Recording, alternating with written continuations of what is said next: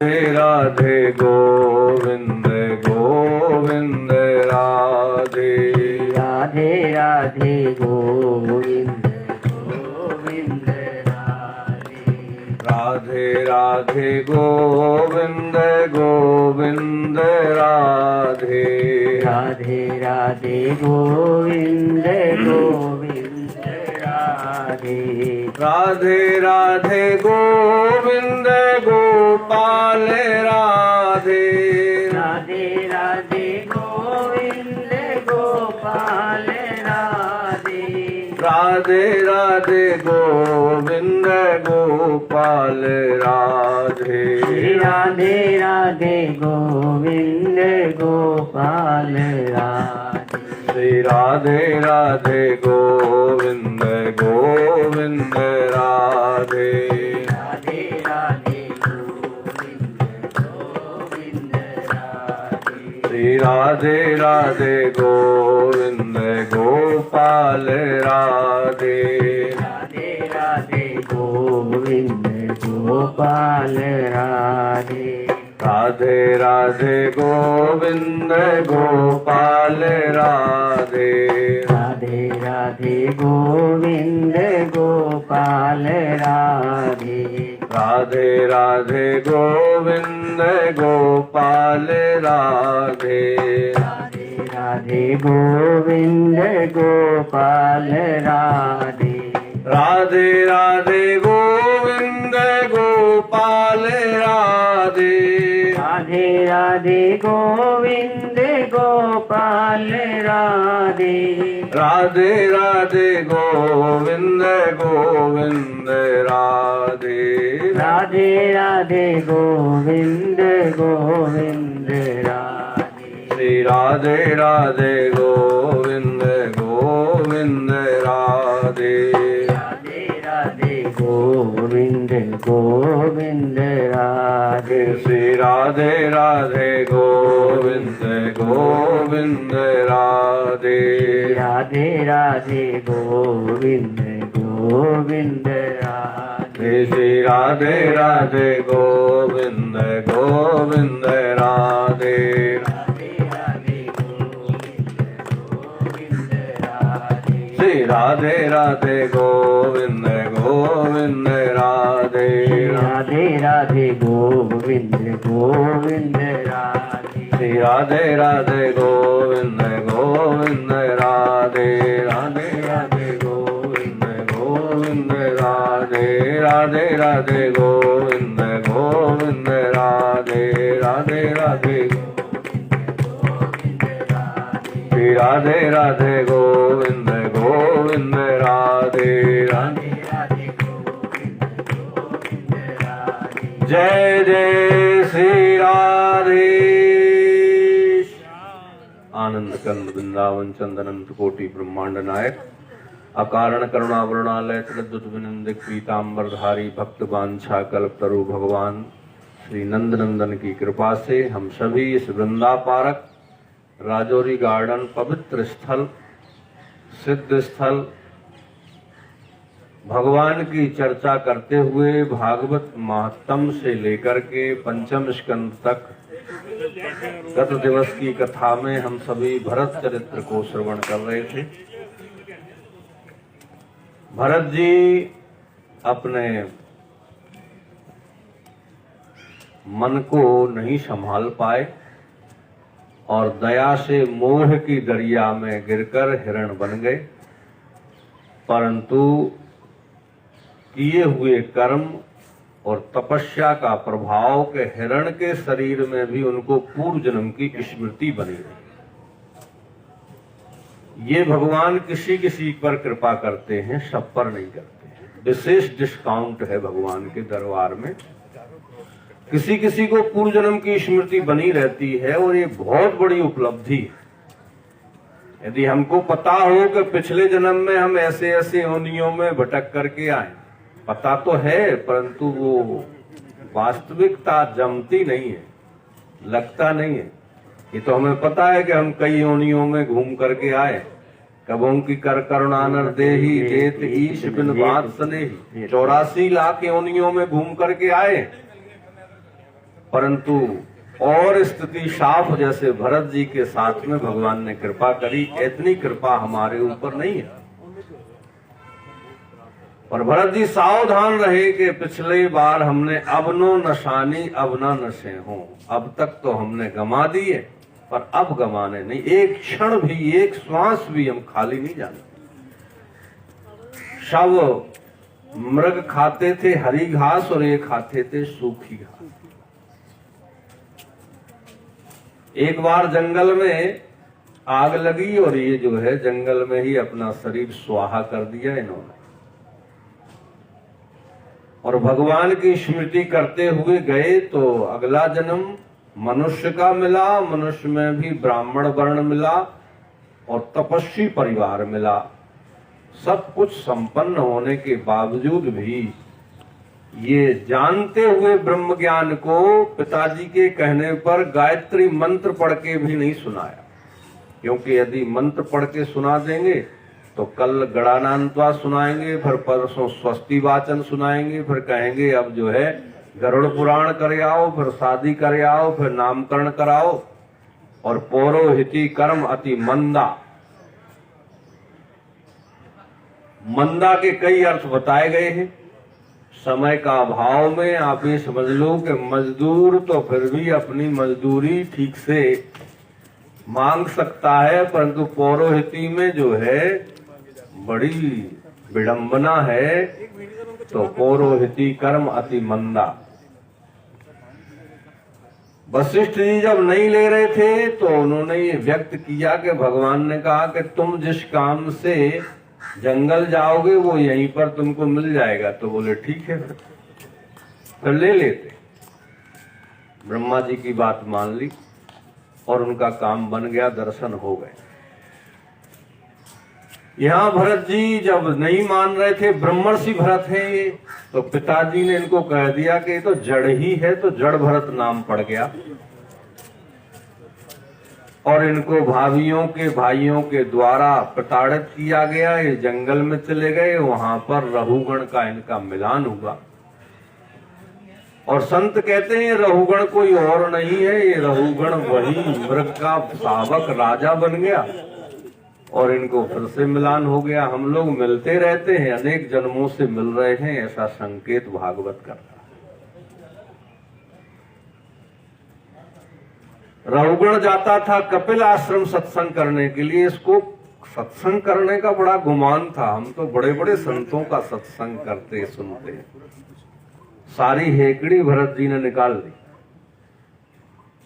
बड़ा व्याख्यान हुआ। भूगोल खगोल का वर्णन करते हुए और वहां पर नरकों का भी वर्णन किया गया। पंचम स्कंद में स्वर्गस्थितानाम हृदय सन्निविष्टो चत्वारि चिन्नानि हृदय वसंती दान प्रशस्तम मधुरा च वाणी देवार्चनम ब्राह्मण। प्रहलाद पर कृपा करते हैं और ऐसे स्थान से प्रकट होते हैं जो पहले कभी ना हुए, ना भूतो ना भविष्यति। हम में तुम में खड़ग खम्भ में।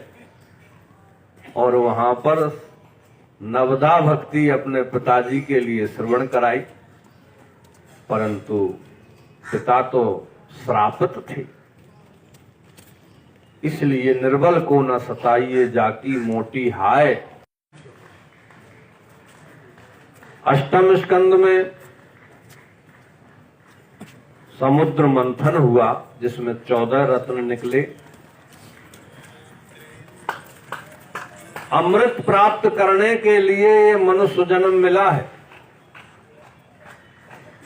मृत्योर माम अमृतम गमय, परंतु पहले जहर निकल आए तो उससे घबराना नहीं है। अच्छाई करने के लिए चले हो तो लोग पहले आपकी अच्छाई ना देख करके बुराई देखें, कमियां देखें, और आप यदि लगे रहे तो फिर अमृत निश्चित निकलना है। भगवत कृपा अवश्य होना है।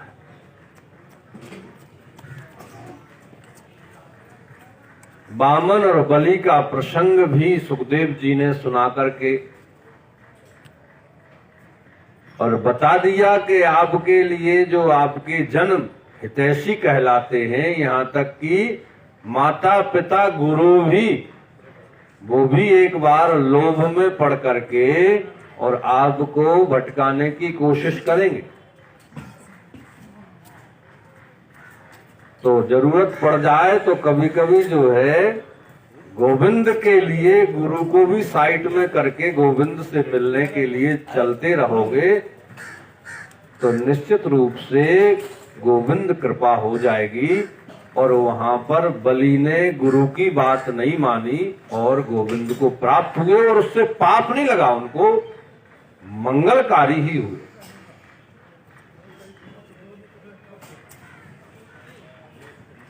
बिन सत्संग विवेक न होई और राम कृपा बिन सुलभ न सोई। अति हरि कृपा जाहे पर होई, पांव दे यह मार्ग सोई। नवम स्कंद में अम्बरीश जी का एकादशी का महत्व बताया। अम्बरीश जी निर्जल एकादशी करते थे, आज जैसी एकादशी नहीं होती थी।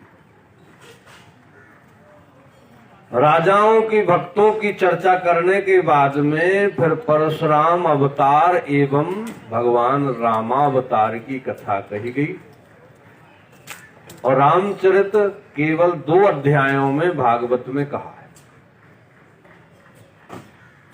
तुलसीदास जी को अच्छा नहीं लगा, हमारे प्रभु राम का जो है 2 अध्यायों में और बाकी के भक्तों का और भगवान का इतना विस्तार से। तो तुलसीदास जी ने फिर बदला लिया रामचरितमानस में, केवल 2 चौपाइयों में कृष्ण चरित्र कह करके उन्होंने भी साइड कर दिया। और वृंदावन में गए तो बोले कित मुरली कित चंद्रिका कित गोपियन के साथ, अपने जन के कारण श्री कृष्ण भय। ये भक्तों की लीला बड़ी आनंददायी। हमारे उसके अंदर इको की रिपोर्ट नहीं लगी तो उसने कहा, इसीलिए तो भगवान ने कह दिया अम्बरीश चरित्र में कि हम भक्त पराधीनो है स्वतंत्र बद्ध जो। मैं तो भक्त जैसा कहता है मैं वैसे ही करता हूं। जिन्होंने भी भक्तों से पंगा लिया उनकी हालत ठीक नहीं। दुर्वासा जी को देखो, साक्षात शंकरावतार, शंकर जी ने भी उनको साइड कर दिया, ब्रह्मा जी ने भी साइड कर दिया, भगवान विष्णु ने भी हाथ खड़े कर दिए। जो परम स्वतंत्र न सिर पर कोई, भावै मने करो तुम सोई, वो आज कहते हैं भैया हम तो भक्तों के अधीन हैं, भक्त जैसा कहते हैं। तुमने भक्त का अपराध किया, वहीं जा देखो, तुम सभा में अपमान करके और एकांत में माफी मांग लो, ये कपट है, ये छल है, ये भक्त के साथ में नहीं करना। और फिर अम्बरीश का प्रभाव बढ़ाया दुर्वासा जी ने। दशम स्कंद में भगवान श्री कृष्णचंद्र के पिताजी वासुदेव जी का विवाह है। कंस ने बड़े विस्तार से किया, परंतु देवताओं को ये उसका कपट अच्छा नहीं लगा, बनावटी स्वभाव। आकाशवाणी करके और उसकी पोल खोल दी।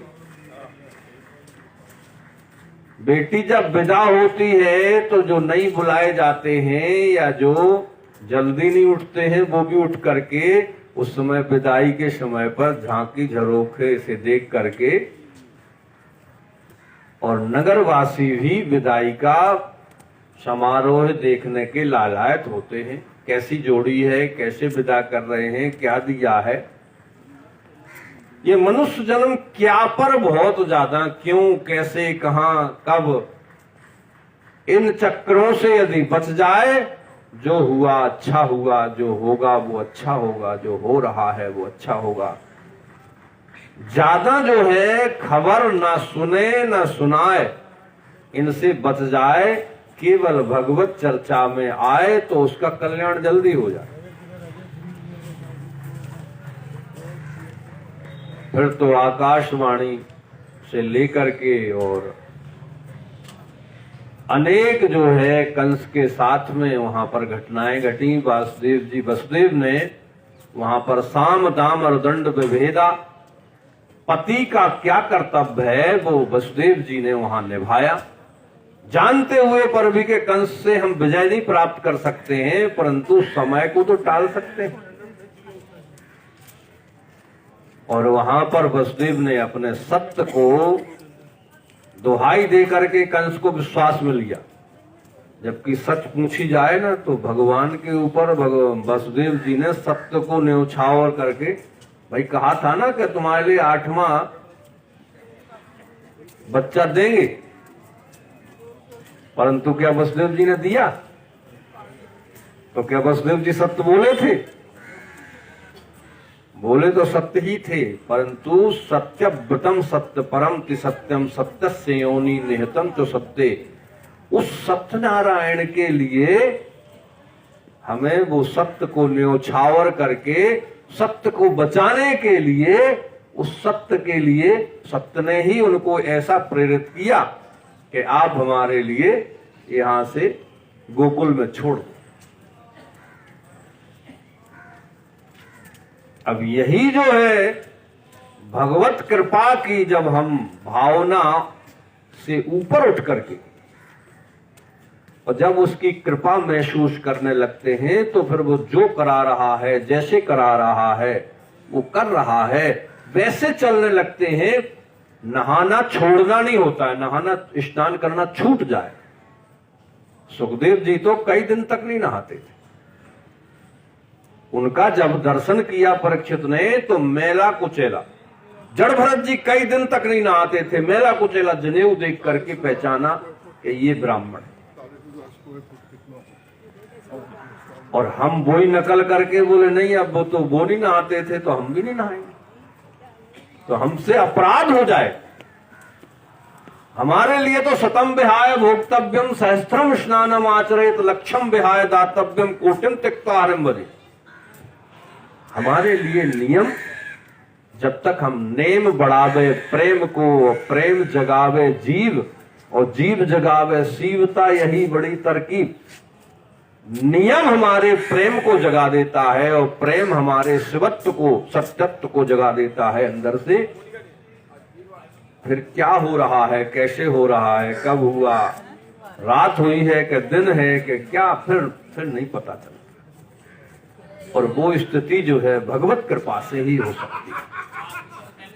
बोलो जय सिया राम। फिर तो भगवान का जन्म हुआ और गोकुल में पलना जला और नंदजू के आंगन में बज रही आज बधाई, 100 बार बधाई, लोगों लाखों बार बधाई। पूतना आई और उसका उद्धार सबसे पहले किया, आंख बंद करके विचार किया रामावतार में ताड़का को मारना पड़ा। ये अविद्या रूपी जो है राक्षसियां सबसे पहले आती हैं। भगवान कहते हैं कि जो भगवान की शरण में रहता है सुखी मीन जिमनी रगाधा और जिम हरि शरण न एकऊ बाधा। अकासुर बकासुर अघासुर अनेक असुरों का उद्धार करते हुए कालिए मर्दन किया, गोपियों को आश्वासन दिया, गिरिराज को उठा करके ब्रजवासियों पर कृपा करी और महाराष्ट्र में कामदेव को वश में करके, ब्रह्मा जी को वश में करके और भगवान गोपेश्वर को वरदान दे करके आज भी गोपेश्वर के दर्शन वृंदावन में गोपी के रूप में भगवान शंकर जो है रूप बना करके विराजमान बंसी बट पर है। पार्वती जी बाहर बैठी हुई मना रही हैं कि चलो हिमाचल, चलो घर। अंदर नहीं जाती हैं, कहीं ये तो बाहर से अंदर गए तो गोपी बन गए और हम अंदर गए तो हम कुछ गोप बन गए तो बहुत गड़बड़ हो जाएगा, इसलिए बाहर से वो खींचातान आज भी चल रही है। बोलो जय सिया राम। जय सिया राम। फिर अक्रूर जी के द्वारा बुलाया गया, कंस ने भेजा अक्रूर जी के लिए और अक्रूर फिर लेकर के वृंदावन से 11 वर्ष के बाद भगवान को ले गए। गोपियों ने बड़ा प्रलाप किया कंस का उद्धार करके भगवान मथुरा में उग्रसेन को राज दे करके पढ़ने के लिए शांदीपनि मुनि के यहाँ गए। वहां सुदामा जी से मित्रता हो। जो गरीब सो हित करें, धन रहीम वो लोग। और कहा प्रभु को घट गयो क्या सुदामा में ताई जो। लौट करके आए तो जरासंध के साथ में 17 बार बहुत बड़ा युद्ध हुआ। 18वीं बार जरासंध को नारद जी ने, संतों ने, ब्राह्मणों ने समझाया। बोले ये ऐसे नहीं हारेगा, इसको 11,000 ब्राह्मणों द्वारा मंत्र जाप कराओ। और टीकाकारों ने तो बहुत कुछ लिखा है। बोले गौ और ब्राह्मण को युद्ध में आगे ले जाओ, और जब गौ ब्राह्मण आगे जाएंगे तो ये गौ ब्राह्मणों पर प्रहार नहीं करता है। नमो ब्रह्मण्य देवायो गौ ब्राह्मण हिताय च। भगवान कृष्ण के बारे में और भगवान राम के बारे में विप्रधेन सुर संत है तो लीन मनुज अवतार। वहां पर भी गौ ब्राह्मण आए, पहले ही ब्राह्मण और गौ। और जो गौ ब्राह्मण से भी होते हैं उन पर तो भगवान बहुत जल्दी कृपा करते हैं। उनके साधन सभी जल्दी संपन्न होते। थोड़ा करने के बाद में उनके लिए ज्यादा प्रभु की कृपा होती है, क्योंकि ये जो है बिल्कुल भगवान के नजदीक में ही रहते हैं और दोनों मुख इनके अधीन है। जो भगवान जिससे तृप्त होते हैं, आहा और स्वाहा। ब्राह्मण वेद मंत्र पढ़ के स्वाहा कराता है और गौ के मुख में जो ग्रास चला जाता है, और जिसके घर से गौ के लिए ग्रास नहीं निकलता है वो घर तो शमशान के समान, वहां प्रेत बाधा हो जाती है। बोलो जय सिया राम। जय सिया राम। जरासंध ने मान ली बात, मंत्र मूलम गुरुर वाक्यम, और भगवान वहां से रणछोड़ बन करके द्वारका में पहुंच गए। उस दिन से जरासंध नित्य प्रति ब्राह्मणों की सेवा करने लगा। अतिथि देवो भवो, अपने इष्ट की साधना राक्षस लोग भी करते, असुर भी करते, परंतु उनकी जीने की पद्धति अलग होती। राक्षस, दैत्य, असुर सब जो है अपने अपने इष्ट की साधना करते हैं,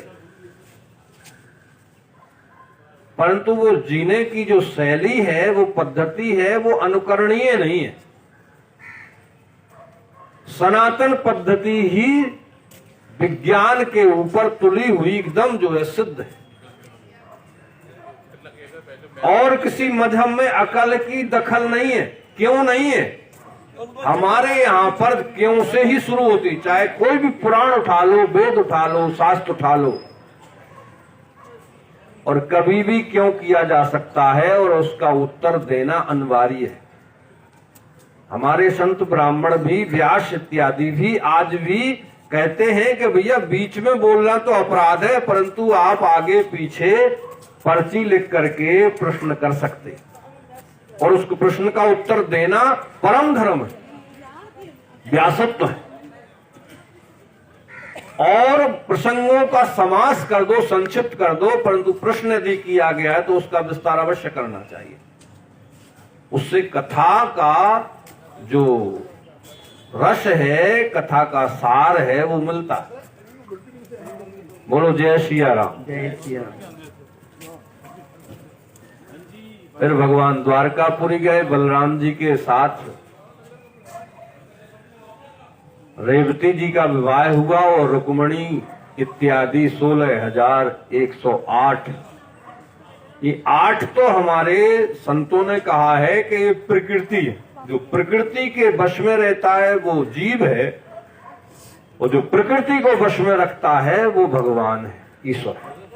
भूमि रापो नलो वायु खम मना बुद्धि रेवचो अहंकारा प्रतीयम में इतीयम में भिन्ना प्रकृति रष्टधा। भगवान अपने प्रकृति को वश में रखते हैं, इसलिए वो भगवान है। ऐश्वर्यस्य समग्रस्य धर्मस्य शास्त्रीया ज्ञान वैराग्योश्चैव षडनाम भगेतीर्यते। जिसमें 6 भाग लगे हुए हैं वो वान है। कोई धनवान होता है, कोई रूपवान होता है, कोई बुद्धिमान होता है, कोई बलवान होता है, परंतु भगवान तो जो है ऐश्वर्यस्य समग्रस्य धर्मस्य यश शास्त्रीय। बोलो जय सिया राम। अब भगवान यहां पर अनेक असुरों का इन्होंने भी द्वारका में रह करके उद्धार किया, और फिर तो नृग का चरित्र देखने के लिए बच्चों को उपवन माने बगीचे में, पार्क में घूमने के लिए जाते थे। आज बच्चों का और बुजुर्गों का समन्वय थोड़ा कम होता जा रहा है। ये हमारे लिए भागवत का प्रसंग जो कहता है कि जब बच्चे बुजुर्गों के और बुजुर्ग बच्चों के साथ रहते हैं, दोनों को लाभ होता है। बड़ों का अनुभव बच्चों में आता है, और बच्चों की जो है बाल्य जो लावण्यता है, सरलता जो है, वो बुजुर्गों में आती है। क्योंकि जैसा करोगे संग वैसा चढ़ेगा रंग। परंतु ये जो दूरी है ये अच्छे लक्षण नहीं है। भगवान ने वहां बच्चों के साथ गए, कुछ बच्चे खेल रहे, कुछ बच्चे जो है बोले बाबा कहानी सुनाओ। कुछ बच्चों की कहानी में रुचि नहीं होती है, उनको और कुछ देखना होता है। तो भगवान ने वहां पर एक लीला रच दी। उनकी बॉल गेंद कुएं में चली गई, कुएं में गिरगिट को देखा और फिर जो है दौड़ करके आए, बाबा बाबा चलो। और उनकी हवा लगने पर जो है गिरगिट ने फिर सुदत्ताम परदत्ताम बा ब्रह्म वृत्ति हरे चोया 60 वर्ष सहस्त्राणी विष्टायाम जायते क्रमे। इस सूक्ष्मता को यदि हम भूल जाते हैं तो कई बार हम सोचते हैं कि हम अच्छा काम कर रहे हैं, परंतु बहुत गड़बड़ हो जाती है और बहुत पतन हो जाता है, जैसे राजा नरक का हो।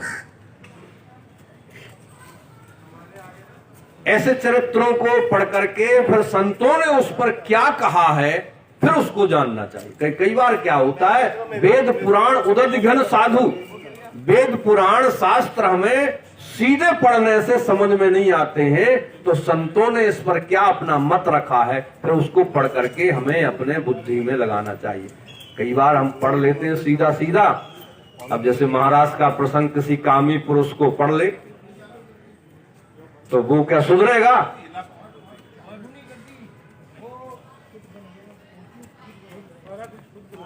वामन चरित्र जो है लोभी पुरुष पढ़ ले तो क्या उसको समझ में आएगा? इसलिए वेद पुराण उदध घन साधु, रामायण की एक एक चौपाई मंत्र है। और भागवत तो विद्यावताम भागवते परीक्षा मोह्यंती यत् सूर्य। ब्रह्मा जैसे मोहित हो गए तो और कोई कहां लगता है। बोलो जय सिया राम।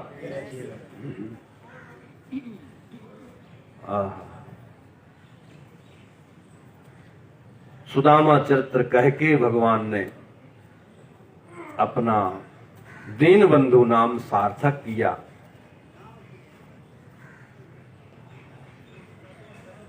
बच्चों को सद्मार्ग पर चलने के लिए भगवान ने अनेक बार कहा, साधु नाम हृदयम मह्यम, साधु नाम हृदयम तो हम। जो साधु है वो हम है, जाने संत अनंत समाना। बच्चे कहते हैं माता पिता बड़े बुजुर्गों के लिए और कुछ तो होता नहीं है, बस जब देखो जब ज्ञान जो है बगाड़ते रहते, ज्ञान बिगाड़ते रहते हैं। भगवान ने एक बार संतों को बुलाया, वसुदेव जी का यज्ञ हुआ एकादश स्कंद में, और संतों में भी बड़े बड़े धुरंधर संत, खतरनाक संत। अब तो वो संत है ही नहीं है, अब खतरनाक नहीं है, अब तो बोलो जय सिया राम। बच्चों की मति ऐसी बोर आ गई कि लड़के को बहू लड़की बना करके, लड़की के वस्त्र पहना करके, पेट से कपड़े बांध करके बोले ये गर्भवती है, इसको क्या होगा। मजाक करने लगे, मखौल करने लगे, परीक्षा करने लगे। चाहे यदुवंशी बालकों की परीक्षा हो, चाहे सती जी की परीक्षा हो, महापुरुषों की, महान की परीक्षा जो है नहीं लेना चाहिए, प्रतीक्षा करना चाहिए, उनको प्रतीक्षा नहीं कराना चाहिए। बाबा बताओ, एक गर्भवती है, लज्जावान है, ये पूछ नहीं सकती है, हम आपसे पूछ रहे हैं, आप तो त्रिकालदर्शी हैं, इसके क्या होगा। महात्मा आंख बंद करके देखे, कुछ ना दिखे, नहीं बता रहे। अब उनके जो मठाधीश थे, द्वारवासा जी बैठे हुए थे, बोले इधर आओ हम बताते। कुछ बच्चे कहते हैं ये तो केवल हलवा पूड़ी साग खाने पीने मांगने वाले हैं महाराज, पेट भर रहे अपना। सब सुनने के बाद में संत सरल चित्त जगत है, जो सरल है, जो सहन कर लेते हैं, ऐसे संत चुप रहे। परंतु दुर्वासा जी तो महाराज दंडाधिकारी है और साक्षात शिव जी के प्रलयंकालीन के अवतारी है। अच्छा, दंड देने का सबको अधिकार नहीं है। हमारे शरीर में भी हाथ दंड देते, मच्छर बैठ जाए, मक्खी बैठ जाए, उसको भगाते। कुत्ता यदि काटने को आता है तो उसको पत्थर उठा करके मारते।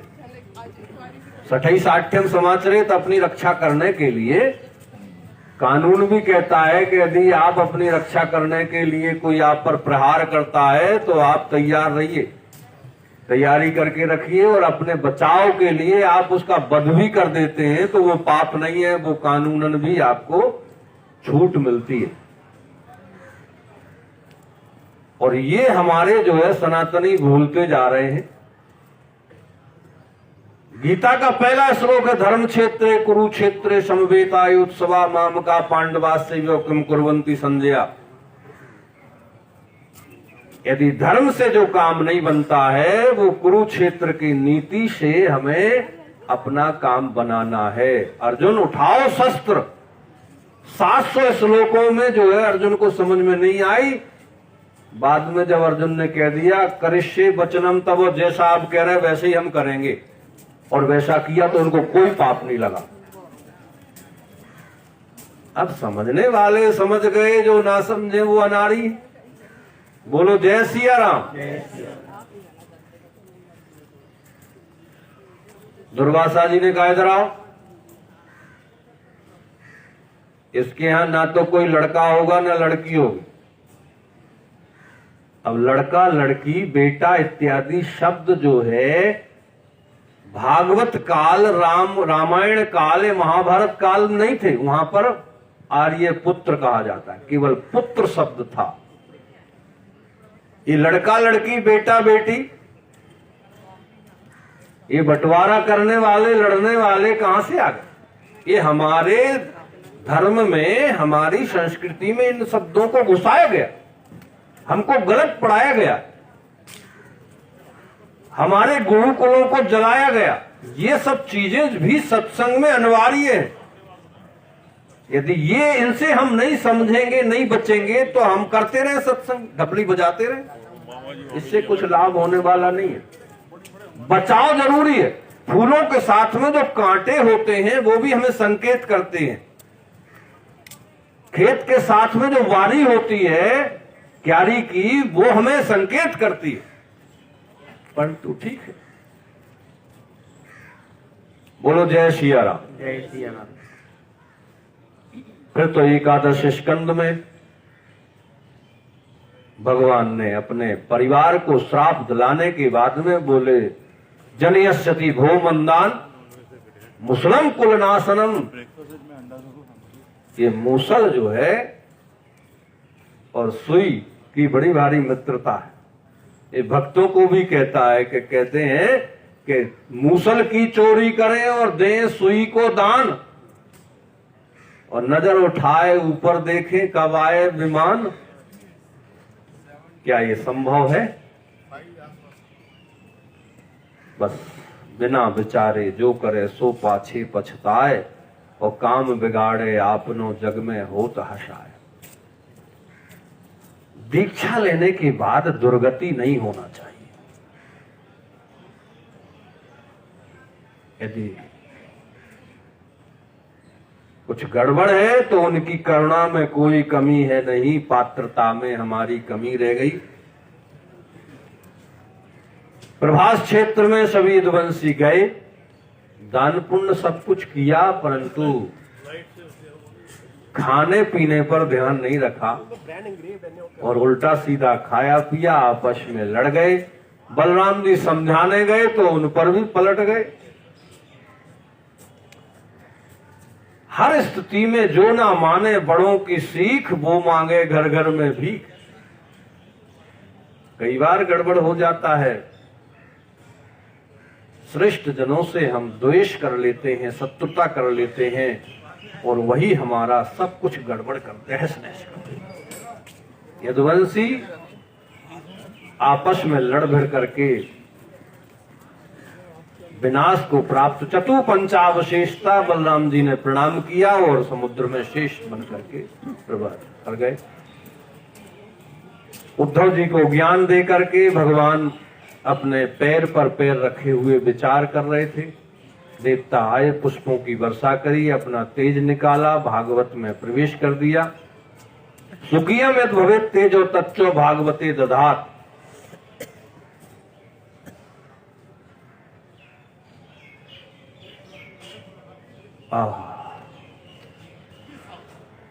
जो भी कहता है कि भगवान मेरे काम आ जाएगी का ऐसा हुआ वैसा हुआ, उसको तो सचैल सबस्त्र देख करके उसको स्नान करना चाहिए। पाप लगता है उसके शब्द नहीं, मुंह देखने। भगवान सशरीर आए और प्रकट हुए, अवतार लिए और सशरीर यहां से गोलोक धाम भागवत धाम में प्रवेश कर गए। बोलो भागवत भगवान की जय। सुखदेव जी ने कहा, बोले तुम तू राजन मरिष्येति पशु बुद्धि मिमाम जही। तुम मरोगे नहीं, यदि मरने की भावना है तो इस पशु बुद्धि को त्याग दो। नैनम छिंदन्ति सहस्त्राणि नैनम दहति पावका नाचेनम क्लेदन्त्यापो नाशोषति मारतो। तुम तो अमर हो।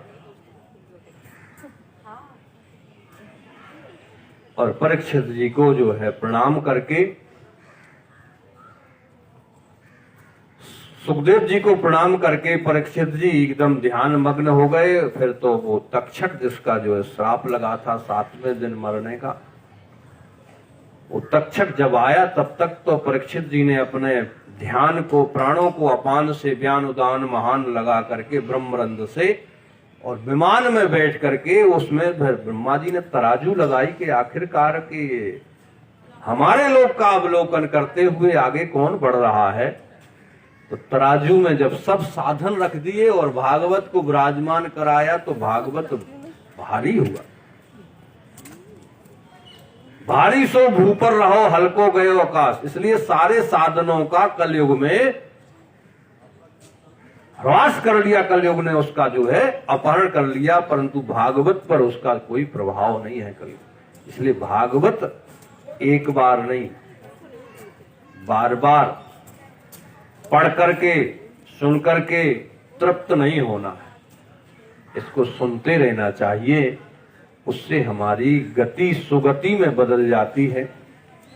फिर तो द्वादश स्कंद में भागवत की अनुक्रमण का बताई गई है कि महात्म में 6 अध्याय हैं, प्रथम स्कंद में 19 अध्याय हैं, द्वितीय स्कंद में 10 अध्याय हैं, तृतीय में 33 हैं, चतुर्थ में 34 हैं, पंचम में 26 हैं और षष्ठ स्कंद में फिर 19 इत्यादि, और सप्तम स्कंद में 15 अध्याय हैं, अष्टम स्कंद में 24 अध्याय हैं, नवम स्कंद में 24 अध्याय हैं, दसम में 90 अध्याय हैं, एकादश में 13 अध्याय 33 अध्याय हैं और द्वादश में 12 अध्याय 13 अध्याय हैं और लास्ट का श्लोक कहते हैं जो पढ़ लेते हैं उनके लिए सब कुछ मिल जाता है, क्योंकि कलयुग केवल नाम आधार और इसमें नाम की बड़ी भारी महिमा है अंतिम श्लोक में।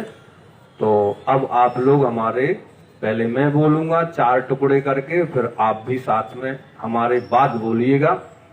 नाम संकीर्तनम यस्य, नाम संकीर्तनम यस्य सर्व पाप प्रणाशनम, सर्व पाप प्रणाशनम, प्रणामो दुख शमनः, प्रणामो दुख शमनः, तम नमामि हरिं परम, तम नमामि हरिं परम, तम नमामि हरिं परम। तम नमामि हरिं परम। यदक्षर पदभ्रष्टं मात्राहीनं च यद् भवेत् तत्सर्वं क्षम्यतां देवो प्रसीदो परमेश्वरः। आवाहनं न जानामि विसर्जनं पूजा चैव न जानामि क्षम्यतां परमेश्वरः। पापोऽहं पापकर्माहं पापात्मा पापसंभवा, त्राहि मां देव देवेशो सर्वपापहरो हरि। श्री राधे राधे गोविंद गोविंद राधे राधे राधे गोविंद गोविंद राधे राधे राधे गोविंद गोविंद राधे राधे राधे गोविंद गोविंद राधे राधे राधे गोविंद गोपाल राधे राधे राधे गोविंद गोपाल राधे राधे राधे गोविंद गोपाल राधे राधे राधे गोविंद गोपाल राधे राधे राधे गोविंद गोविंद